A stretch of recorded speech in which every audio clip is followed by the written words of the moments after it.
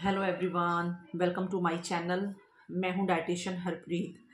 आज फिर से एक वीडियो में लेके आई हूं जो कि है हमारी एक ऐसी डिज़ीज़ के बारे में जो कि हम लोगों को या मोस्टली लोगों को कभी ना कभी होती रहती है। बिकॉज़ हमारा जो खाना पीना है वो ऐसा हो चुका है, जो होममेड फूड है वो कम होता है और जो बाहर का खाना होता है वो ज़्यादा होता है। तो इसलिए मैं कोशिश करती हूँ कि अपने चैनल पे हर एक डिज़ीज़ को मैं कवर कर सकूं, ताकि जितनी नॉलेज मैं आपको दे पाऊँ किसी भी डिज़ीज़ के रिगार्डिंग वो मैं दे सकूं। जितना मुझे पता है, जितना भी मैं आपको समझा सकती हूँ उसके रिगार्डिंग, क्या डाइट्स होनी चाहिए, क्या मॉडिफिकेशंस आपको अपनी डेली रूटीन में करना है, वो मैं चाहती हूँ कि मैं आपको अपने चैनल पे सब कुछ बता दूँ। तो एक और डिज़ीज़ है जो कि है IBS। ठीक है, तो आज हम बात करते हैं IBS के बारे में। IBS एंड IBD दो तरह से ये होती है। तो IBS का क्या होता है? IBS की जो फुल फॉर्म होती है वो होती है इरिटेबल बाउल सिंड्रोम। ठीक है, इरिटेबल बाउल सिंड्रोम। एंड जो IBD होता है वो होता है इन्फ्लामेशन बाउल डिजीज। ठीक है, इन्फ्लामेशन बाउल डिजीज हमारा होता है IBD। बेसिकली हम पहले इन दोनों में हम लोग फ़र्क पता कर लेंगे, ताकि हमें पता चले कि हमने दोनों के ट्रीटमेंट को हम लोग थोड़ा थोड़ा डिफरेंट कर रहे हैं, वो क्यों कर रहे हैं। दोनों में जो फ़र्क होता है वो क्या होता है? जो हमारा इरिटेबल बाउल सिंड्रोम, जो हमारा IBS होता है, उसमें हम लोगों को अल्सर नहीं होते हैं। उसमें क्या होता है, पेशेंट को अल्सर नहीं होते हैं। जबकि IBD में जो पेशेंट होता है उसको अल्सर वाली प्रॉब्लम ज़रूर होती है। IBD एक इन्फ्लामेशन होती है जो कि हमारे डाइजेस्टिव सिस्टम में हो जाती है। जो IBS का इशू होता है, मैं बहुत सारी वीडियोस में डाइजेस्टिव सिस्टम के बारे में बात कर चुकी हूँ। आप लोग ओल्ड वीडियोस को सुन सकते हैं। डाइजेस्टिव सिस्टम पे मैंने एक प्रॉपर वीडियो भी बनाई है। तो डाइजेस्टिव सिस्टम ही हमारा एक ऐसा सिस्टम है जो हमारे अंदर जो फूड जा रहा है उसको किस तरह से वो पच रहा है, और पूरा जो अंदर चल रही है हमारे, बेसिकली एक मशीन है जो डेली वर्क कर रही है, वो कैसे वर्क कर रही है। उसको क्या हो गया है, सब लोगों ने उसको मशीन ही समझ लिया है ना। मशीन की तरह ही समझ के उस पे जो मन करता है वो डाल देते हैं।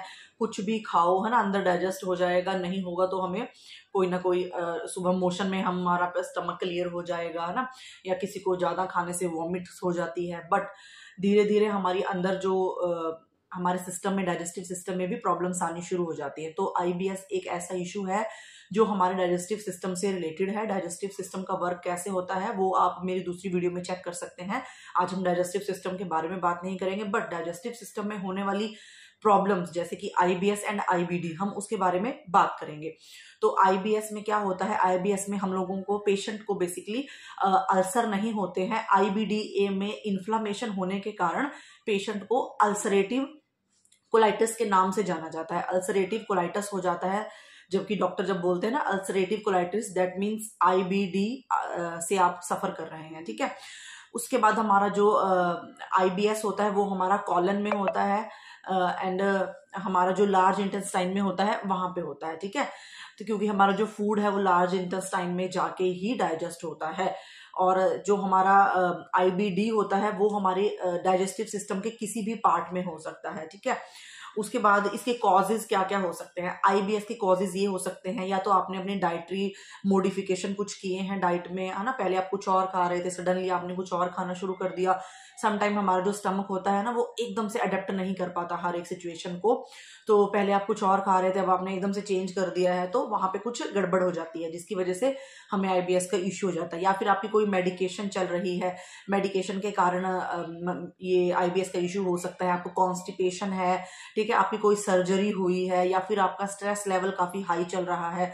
किसी भी प्रॉब्लम को लेके हो सकता है स्ट्रेस लेवल अगर आपका हाई है, तब भी यहाँ पे ये प्रॉब्लम देखने को मिल सकती है। उसके अलावा अगर आप ट्रैवल में हैं, ट्रैवल में होने के कारण क्या होता है, ट्रैवल में हम लोग बाहर का खाना खाते हैं ना, कुछ ऐसी चीजें होती हैं बाहर के खाने में, मसाले ज्यादा होते हैं। जो आप लोग ड्रिंक्स पीते हैं, जैसे कि समटाइम अल्कोहल कंजप्शन होता है। उसके अलावा जो हमारी ये सोडा वाली ड्रिंक्स होती हैं, चाहे वो कोक हो, कोल्ड ड्रिंक्स किसी भी तरह की हो, उनसे भी हमारे जो स्टमक में प्रॉब्लम्स होती है, क्योंकि वो एक तरह से केमिकल ही होता है। कुछ भी वो प्योर तो होता नहीं है ना, वो तो सिर्फ केमिकल होता है जिससे हमें प्रॉब्लम्स होती है। उसके अलावा कोई इन्फेक्शन अगर आपको हुआ हो, उसके भी कारण आपको IBS का इशू देखने को मिलता है। और जो हमारा IBD होता है वो क्या होता है, वो बेसिकली होता है इम्यून, जो हमारे इम्यून सेल है ना हमारे, वो हमारे अटैक करते हैं हमारे डाइजेस्टिव सिस्टम पे।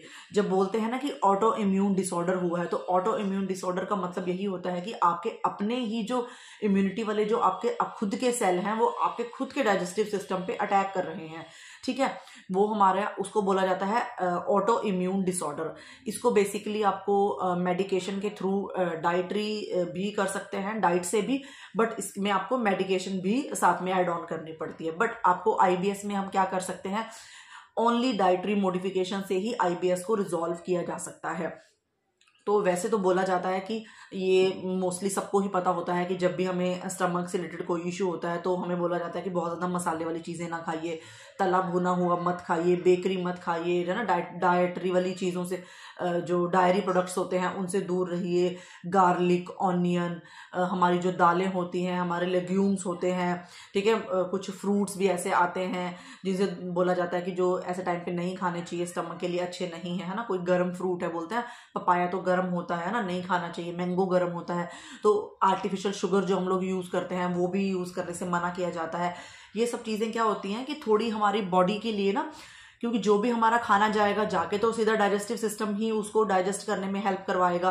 बट होता क्या है, अगर हमारा डाइजेस्टिव सिस्टम ही वीक चल रहा है तो इसीलिए इन सब चीज़ों को, जो हैवी चीज़ें होती हैं, अवॉइड करने के लिए बोला जाता है, ताकि जो हमारा डाइजेस्टिव सिस्टम है उसको बहुत ज़्यादा वर्क ना करना पड़े, उसके ऊपर वर्कलोड ना बढ़े, और वो थोड़ा आराम से, मतलब कुछ लाइट फूड खाने को बोला जाता है जिससे उसको थोड़ा आराम मिले, रिलैक्स मिले और वो ठीक हो सके, ठीक है। वेजिटेबल ऑयल से भी दूर रहने के लिए बोला जाता है। जो हमारी सॉसेज, मेयोनीज होती हैं, है ना, ये जो हम लोग यूज़ करते हैं उनसे दूर रहने को बोला जाता है। स्पाइस, मिर्चें कम यूज़ कीजिए। स्मोकिंग, अल्कोहल, इन सब चीज़ों को तो आपने, इन सब का जो कंजप्शन होता है वो तो हमने कम रखना ही है।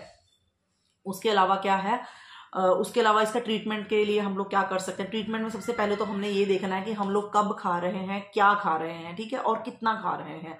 तो हमने क्या करना है कि खाने के टाइम पे हमने थोड़ा थोड़ा खाना है, ये नहीं कि एक बार में ही बहुत ज़्यादा हमने खाना है। अगर आपको स्टमक से related, not only in IBS, अगर आपको और भी कोई इशू हो, वेट लॉस भी अगर आपने करना हो, ठीक है, स्टमक में कुछ और भी अगर आपको प्रॉब्लम हो, तो आप क्या कर सकते हैं, अपना स्टमक को थोड़ा थोड़ा रिलैक्स करके थोड़ा कम खाइए, धीरे धीरे खाइए, थोड़ी थोड़ी क्वांटिटी में खाइए, जिससे क्या होता है, डाइजेशन, आपका डाइजेशन प्रोसेस धीरे धीरे होता है। बहुत ज़्यादा एकदम से खाएंगे तो स्टमक पे लोड बढ़ जाता है और हमारे डाइजेस्टिव सिस्टम पे भी लोड बढ़ जाता है, ठीक है।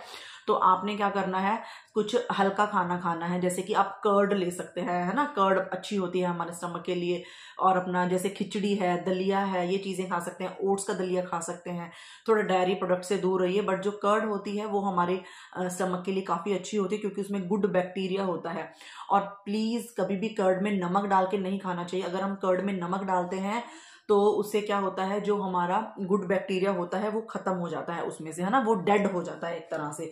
कर्ड होती क्या है, गुड बैक्टीरियाज उसके अंदर होते हैं जो हमारी हेल्थ के लिए काफ़ी ज़्यादा, गट हेल्थ के लिए, हमारी स्टमक हेल्थ के लिए काफ़ी ज़्यादा बेनिफिशियल होते हैं।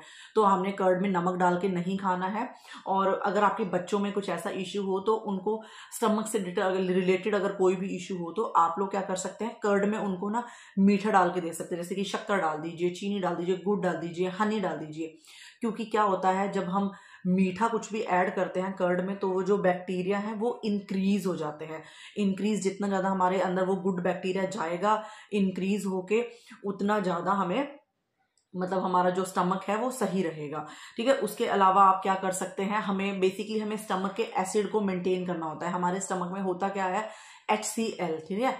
HCl जो होता है, हाइड्रोक्लोरिक एसिड, जो हमारे स्टमक में पाया जाता है, उसका जो लेवल है वो हम लोग गलत खाना खा के उसके लेवल को इंक्रीज कर देते हैं। अगर उसका जो लेवल है वो इंक्रीज हो जाएगा, एसिड तो हमारे में पहले ही है, और उसको अगर आप और बुरे खाने से अगर आप उसको बढ़ा देंगे तो वो और भी ज़्यादा आपको प्रॉब्लम क्रिएट करेगा। तो हमने बेसिकली जो हमारे स्टमक का जो एसिड लेवल होता है उसको मेंटेन करने की ज़रूरत होती है।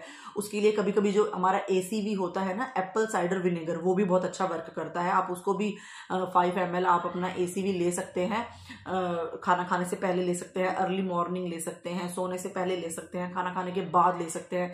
दिन में आपको एक बार 5 ml या फिर 10 ml जो एप्पल साइडर विनेगर है वो ज़रूर अपनी डाइट में डालना चाहिए, ठीक है। उसके अलावा अलावा आता है हमारा आईबीडी। आईबीडी के लिए हमें क्या करना चाहिए? आईबीडी में क्या होता है, आपके जो स्टमक है, डाइजेस्टिव सिस्टम में इन्फ्लामेशन हो रखी है ना, वहां पे रेडनेस हो रखी है, वहां पे प्रॉब्लम है, तकलीफ है एक तरह की, है ना। तो आप उसके लिए खाना कम खाना है, अपने पेट को रिलैक्स देने की जरूरत है। जैसे बोलते हैं ना, फास्टिंग मोड पे जाना है, या उसको स्टमक को हील करने की जरूरत है। हील हो गया जब तभी ठीक होगा। तो उसके लिए आपको क्या करना है, जिंक और विटामिन डी रिच फूड अपनी डाइट में ऐड करने हैं। सॉफ्ट डाइट लेनी है, बहुत ज्यादा सॉफ्ट डाइट, ठीक है। और स्टमक को हमने रिकवरी मोड पे रखना है। हमारा जो स्टमक है वो रिकवरी मोड पे रहे। एसिड वाली चीजें, गर्म चीजें हमने अपने स्टमक में नहीं डालनी है।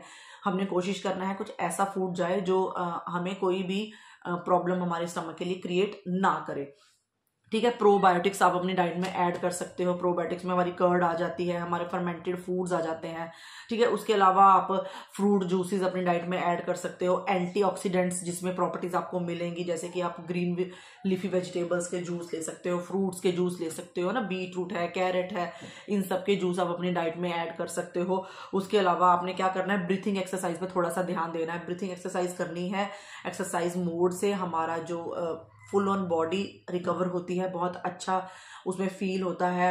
तो ब्रीथिंग एक्सरसाइज हमें नॉर्मली भी करनी चाहिए, बट अगर आपको किसी भी चीज़ के लिए रिकवरी करनी है तो आपको अपनी ब्रीथिंग एक्सरसाइज पे ध्यान देना चाहिए, ठीक है। आपका गट हील होगा तो आपका स्टमक सही चलेगा, क्योंकि हमारा जो खाना पीना है वो सारा हमारा स्टमक से रिलेटेड है। गट हमारा जैसे जैसे हील होता जाएगा वैसे वैसे आपकी ये वाली प्रॉब्लम्स भी ठीक हो जाएंगी। बट होता क्या है कि हम लोग चाहते हैं कि फटाफट से हमें इसमें कुछ जो है फर्क पड़ना शुरू हो जाए, लेकिन हमारा जो डाइजेस्टिव सिस्टम है जब वो एक बार खराब होता है, उसमें कोई प्रॉब्लम आनी शुरू होती है तो उसको थोड़ा सा टाइम लगता है ठीक होने के लिए। तो आपको उसको थोड़ा टाइम देना होगा, ताकि जो आपका जो गट है वो धीरे धीरे ही ठीक होगा। उसको थोड़ा टाइम दीजिए। एकदम से कोई भी चीज़ ठीक नहीं होती। अगर आप बहुत ज़्यादा मेडिसिन पे जाएंगे, वो भी केमिकल्स ही हैं, वो एकदम से तो ठीक करते हैं बट वो आपको बाद में और प्रॉब्लम्स क्रिएट करते हैं। तो कोशिश कीजिए कि आप अपना क्या कहते हैं, धीरे धीरे रिकवरी मोड पे जाएं, ठीक है। और अपना खाने पीने का थोड़े दिनों तक ध्यान रखिए। तो IBS एंड IBD दोनों से बचा जा सकता है, दोनों को ट्रीट किया जा सकता है। अपनी हेल्थ पे ध्यान रखिए। घर का खाइए, घर का बना हुआ होममेड खाइए, जंक फूड ना खाइए। तो वो हमारे गट हेल्थ के लिए और हमारी ऑल ओवर बॉडी के लिए बहुत अच्छा होता है। तो थैंक यू सो मच। मिलते हैं नेक्स्ट वीडियो में। चैनल को सब्सक्राइब जरूर कीजिएगा, वीडियो को लाइक कीजिएगा एंड शेयर कीजिएगा। Thank you so much.